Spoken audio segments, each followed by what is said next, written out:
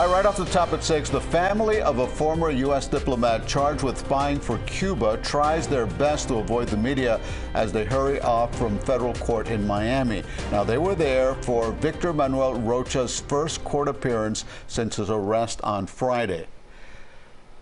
Good evening, I'm Elliot Rodriguez. And I'm Lauren Pastrana. Officials say Rocha has been an agent for Cuba for more than 40 years. Now, that would include during the time the two brothers to the rescue planes were shot down by Cuban Air Force pilots. CBS News Miami's Joe Gorcho reports.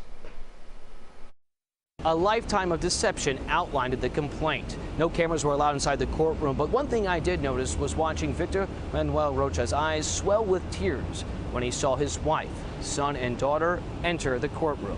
He then turned away, briefly put his head on the table, and wiped away his tears with his shackled hands. Victor Manuel Rocha's wife and two kids leave the federal courthouse in downtown Miami, immediately surrounded by cameras. Any reaction about your dad's situation that you would want to share? Rocha's son stays silent as the family and their lawyer hurry away. They're going to allege conspiracies that have taken place in part already and his involvement in those ongoing conspiracies. Former U.S. State Attorney David Weinstein reviewed the complaint. The government alleges that since 1981, Rocha has used his prominent government positions to gain access to classified information and provide it to the Cuban government. One of his many prominent roles outlined in the complaint was his work with the State Department in Cuba. Rocha was there during the same time frame in the mid-90s when the Cuban Air Force shot down two brothers to the rescued planes. Certainly a purpose behind putting that information in this criminal complaint.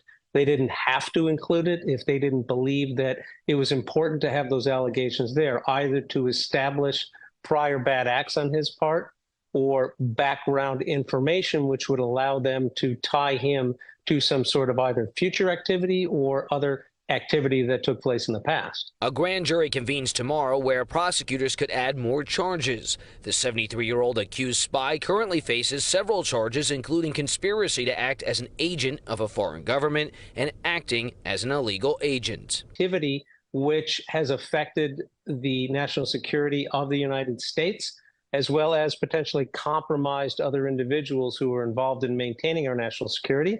In November 2022, undercover agents began arranging meetings in Miami where they recorded Rocha.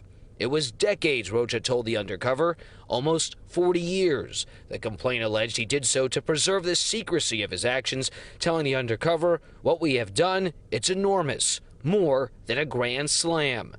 The federal government arrested Rocha on Friday, and U.S. Attorney Merrick Garland issued a lengthy statement. In part, he calls it one of the highest-reaching and longest-lasting infiltrations of the U.S. government by a foreign agent. There's a pretrial detention hearing set for Wednesday, and Weinstein tells us that it's highly unlikely that Rocha will be given a bond given the severity of the allegations. Reporting in Miami, Joe Gorcho, CBS News Miami.